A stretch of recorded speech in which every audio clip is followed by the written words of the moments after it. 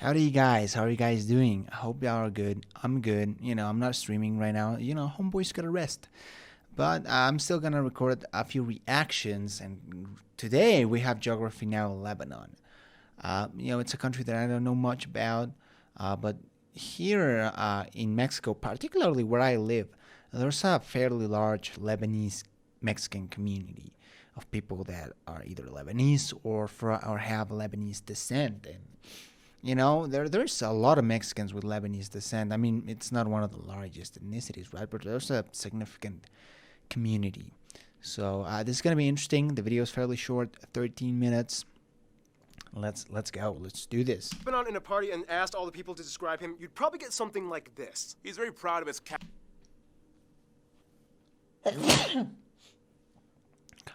Catholic roots, but I think he said something about being Maronite. Oh, he was all about being Shia Muslim and loving Iran. He couldn't stop talking about Iran. Oh man, he hated Iran. He told me he just got back from a vacation from Saudi Arabia visiting his friends. He said he was like, Druze? Like, what's that? Oh, nous avons eu une merveilleuse conversation sur la politique. J'étais surprise qu'il puisse me comprendre. Dude, he was a total, absolute party animal. He said he loved to read. He gave me wood. Like, literally, he gave me this wooden cutout of Lebanon made out of cedar wood. So, Lebanon, who are you? I don't know. I guess we'll find out. Hey, everybody, I'm your host, Barbs. Guys, I'm sorry. I'm having breakfast. This is just a shake. It has oatmeal and protein and, healthy stuff because, of course, I am a healthy person. Lebanon, you're such a man of mystery. Or should I say, 18 mysteries. We'll cover that in a little bit. But first, where does this man of mystery lie?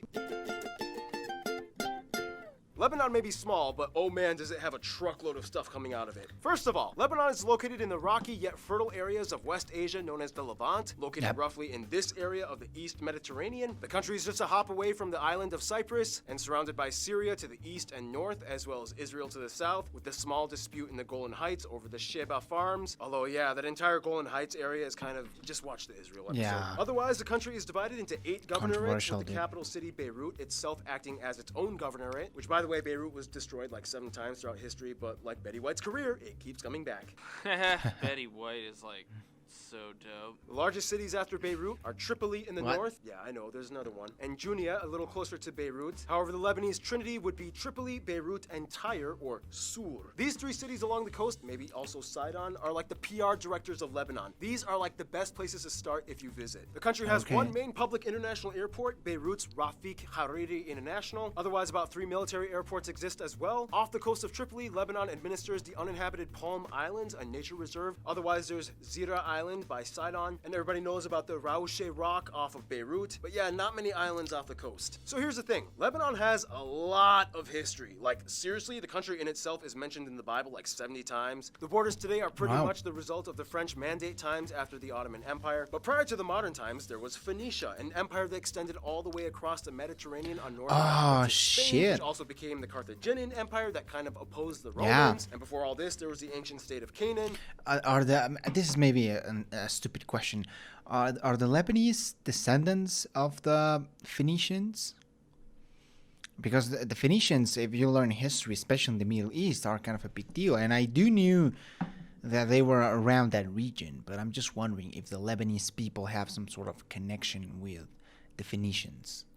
All these states took over the region that Lebanon is in today. These places go back over 7,000 years. We're talking about the time when people were like, an apple a day keeps the doctor away, alright kids? Like just discovering what farming was. So essentially, everywhere you step could potentially be a historic site in Lebanon. I mean, they found Phoenician temples buried under churches, buried under mosques. The town of Byblos is possibly the oldest city, starting somewhere around 5000 BC. Lebanon is old. Today, though, the country thrives in a modern state. Beirut, sometimes called the Paris of the East, but then again, there's like 20 other places that claim that title. Some notable spots might include places like the beaches of Junia, the ruins of Baalbek, the temple of Bacchus and Jupiter, the Phoenician temple of Eshmun, the Beit Hadin Palace, the Roman baths.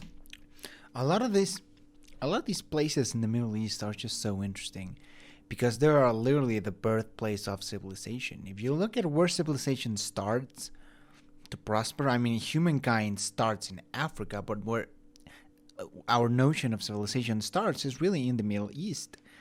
And not specifically on Lebanon, but, it forms part of the region. So if the region was safer, I would definitely go, because if you want to learn about history, you go Ski there. resorts in Faraya, Jeta Grotto, Musa Castle, the mummies of Qadisha Valley, Our Lady of Lebanon of Harissa, Mohammed Al-Amin Mosque, Jabal ad-Druz, various Crusader castles built all over, the National Museum of Beirut, the Sidon Soap Museum, and probably one of the most iconic landmarks, the Cedar Forest Reserve. Why is it so the important? tree? Well, let's just say they didn't put a cedar tree on their flag for nothing. Speaking of trees, it's time to move on to... It's often said that in Lebanon, you can ski in the morning and swim at the beach in the afternoon all in one day. The name Lebanon even comes from the Phoenician word that translates to white, referring to the snow caps of the mountains you can find there. Lebanon is divided into 4 main geographic regions: the coastal plain along the Mediterranean, the Lebanon mountain range, where you can find the tallest mountain, Mount Lebanon, the Bekaa Valley, and the anti-Lebanon range, or as I like to call it, the Lebanot range. That joke. Hey, Caleb! Good Paul. seeing you again. Good seeing you. What are you up to, man? You good? You good? I'm good, man. Yeah, what was the last episode you were in? I think it was Germany, maybe? Oh yeah, we did that gluten-free skit. Yeah.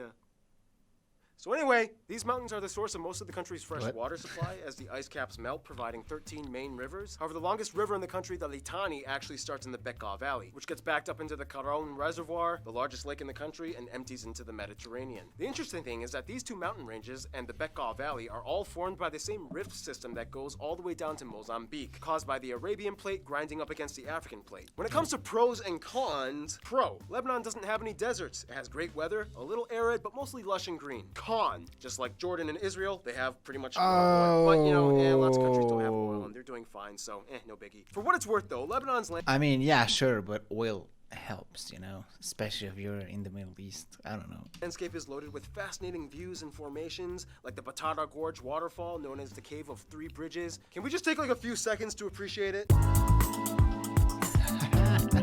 That guy is so Now, funny. there's one thing that symbolized... You know what? Yo, Caleb, take this next part. Why? Why not? Okay, if there had to be one thing that symbolized Lebanon, it would have to be the famous cedar trees. Known throughout the ancient world as some of the most highly prized and sought after trees due to their nice yellow color, fragrance, extracts, durability, and immunity to insects. Today, about 14% of the country is forested, and they hope to boost that number up to 20% by 2020. The national Lebanon. animal is the striped hyena. Really? Cool. Yeah, I guess hyenas are up in this area. Dude, awesome job, Caleb. Yeah, I'll take it from here because this next part has some hard to pronounce words, and I'll take the embarrassment from you. Oh, that's very considerate of you. Yeah, you're my buddy. All right. All right, get the hell Food. out. Now, when it comes to Lebanon, you'll find like this interesting mix between Middle Eastern and Western. Now, every Lebanese person I talk to has said that I have to mention kibbeh, made in various ways, sometimes raw. In addition, Lebanon is famous for tabbouleh, fatoush, manish, or mankish, manouche, however you freaking pronounce it, akawi cheese, and snood el set. One controversy I was told was that sometimes in Lebanon, getting consistent electricity is a little bit of a hassle in certain areas. The government only provides partial power sporadically throughout the day, and you have to... In Mexico, here we have a lot of, how to call it, like Arabic stores. That's basically where people, mostly of Lebanese descent, you know, they sell a lot of things from Lebanon. And I remember eating and buying some of those things. To pay like a that he local mentioned. generator to provide the rest of your power. Also, when it comes to buying imported electronics, it kind of goes like this. Hey, I hear that you're the only guy around here that sells laptops. Do you think I can get one? Sure thing. It's just gonna cost you your entire month's salary for this baby right here. That sounds outrageous. Well, the government says that I can set whatever price I want, buddy. Well, here's the deal. I'm gonna take my business elsewhere. Go on ahead. You're the only guy that sells laptops, huh? Yep. Yeah, that's why there's like an underground electronics market. Anyway, Yeah. sweet. I think that just about covers it. Now let's learn about that incredibly confusing mystery man that we met at the beginning of this episode, shall we? The demographics, yeah. Pope John Paul II visited Lebanon in 1997 and was noted for declaring that Lebanon is more than just a country. It's a message of freedom, an example of pluralism for East and West. Now that's one way of putting it. I kind of like to see it as a guy that has a beautiful case of multiple personality disorder. Mental health is not a joke. I can't believe you would write that in a script. You're basically the next Hitler. I can't believe that you would even try. It wasn't a demeaning joke at the expense of suffering people. Wow. It was a How culture has changed, huh? This video was made 2 years ago, and I don't think, you know, now he would post that joke of, you know, making fun of the mental health people. I don't think he would post that today because it's just the culture has changed. We are more aware of those things, so... comparison portrayed in a metaphorical context with a positive undertone. Not once did I even say that having MPD was bad. You're the one that assumed it. Yeah, take notes, guys. That's how it's done. First of all, the country has just over 6 million people, around 8 million if you include the non-citizen residents and refugees, and it has the largest number of refugees per capita in the world at over 200 per 1,000 inhabitants. That's about 1 out of 5. That is 1 out of 5.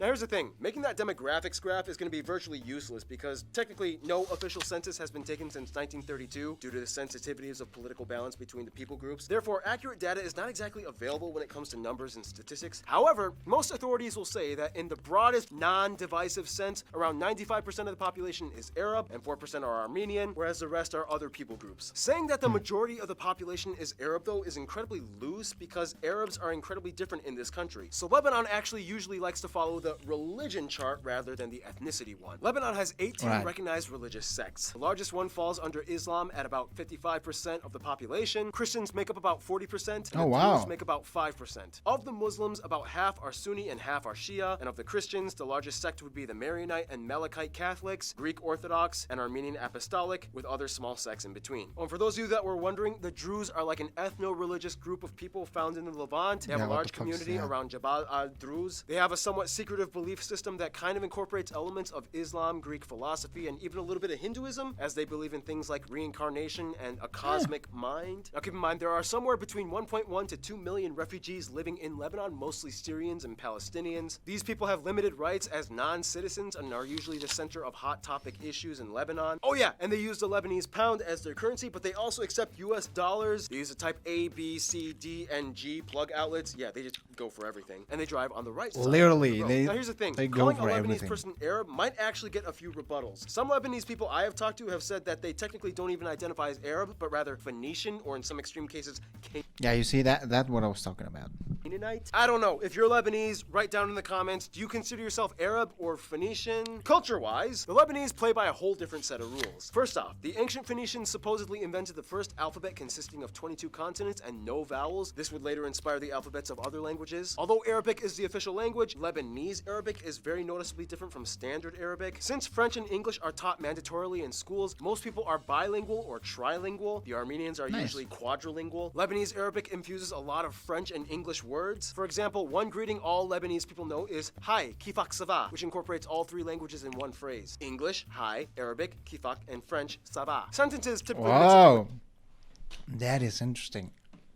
languages all the time too. For example, in standard Arabic, you might say Marhaban, ana ismi barbs. But in Lebanese Arabic, bonjour, ana esmi barbs. Okay, enough on language. Lebanon's government is interesting too. They follow a confessional democracy, kind of similar to what Bosnia and Herzegovina does. The head positions of office must be held proportionally by someone of each main confessed religious community. The president must always be Maronite Christian, the prime minister a Sunni Muslim, the speaker of the parliament a Shia, and the deputy speaker an Eastern Orthodox practitioner. This system is intended to deter sectarian conflict to keep the various contrasting people groups united. And here's where we get into the controversy I'm sure you're all waiting for: Hezbollah. What exactly is Hezbollah? I'm sure you've probably heard of them in the news. Basically, it's a political party mostly run by Lebanon's Shia community, whom actually holds seats in parliament, backed by Iran and Assad-led Syria. They've conducted a series of controversial actions that have earned them the title of a considered terrorist group by various governments in both the Arab and Western worlds. We don't really have time to get into it, but basically, they've been the central figures of a lot of drama. Look it up. Speaking of which, history. Now, this is where things get a little complex because each of the 18 people groups kind of has their own version of Lebanese history, and we really don't have a lot of time to get far into it, but the quickest way I can put it: Phoenicians, Assyrians. Yeah, you already know about all the empires. We've done this like 12 times. Crusaders, Ottoman Empire, Great Famine of 1915, French Mandate, Lebanese fight for independence, Golden Age, Lebanese Civil War, War with Israel, Syrian occupation, Cedar Revolution, 2006 War with Israel, 2012 Syrian immigrant crisis, and here we are today. Today, Lebanon actually has more Lebanese people in diaspora than there are actually in Lebanon. Oh, wow, that's interesting. Look at Brazil, a massive amount of Lebanese people, even in Argentina too. But out there you can see Mexico as a sort of semi-dark green. Yeah, Latin America has a lot of Lebanese. Why? I don't know.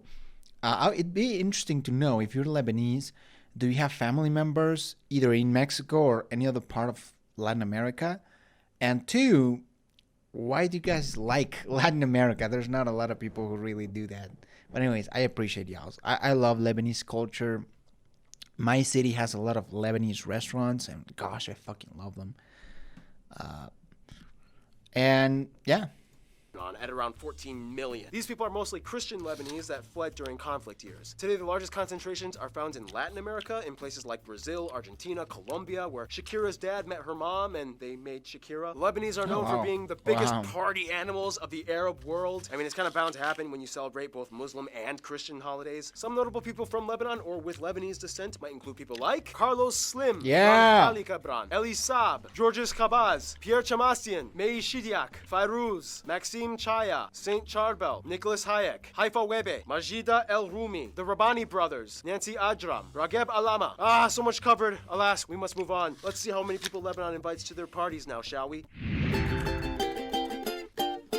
So again, just like we studied in the Bosnia and Herzegovina episode, Lebanon has a very diverse populace, so it really depends on who you ask in Lebanon when it comes to know their best friends. If you ask the Sunni Muslims, they'll probably tell you Saudi Arabia. Tons of support comes from the Saudis, and they provide economic assistance. If you ask the Shias, they'll probably say Syria under Bashar al-Assad and Iran, especially people in Hezbollah. If you ask the Christians, they'll most likely say France or the USA, since the French have had historically close ties, and the USA does great business and investments. I mean, why do you think they use the dollar as their second currency? Plus, to get to practice their language skills on these people. If you ask the Armenians, of course, they'll probably say Mother Armenia and possibly Greece or the Greek side of Cyprus. Armenians and Greeks have been dating each other for centuries. They love each other. Otherwise, Egypt is pretty much a close friend to all of them. The two countries are kind of like co-stars in the media world for Arabs. Many movies and TV shows use both Egyptians and Lebanese people, which brings a bond in itself. In conclusion, mystery solved. There's no best friend. At the party is truly a man of complexity, yet despite the controversies, he holds it all together because, hey, why worry about it when it's party time? Stay tuned. Lesotho is coming up next. Well, that was fun. That was really fun.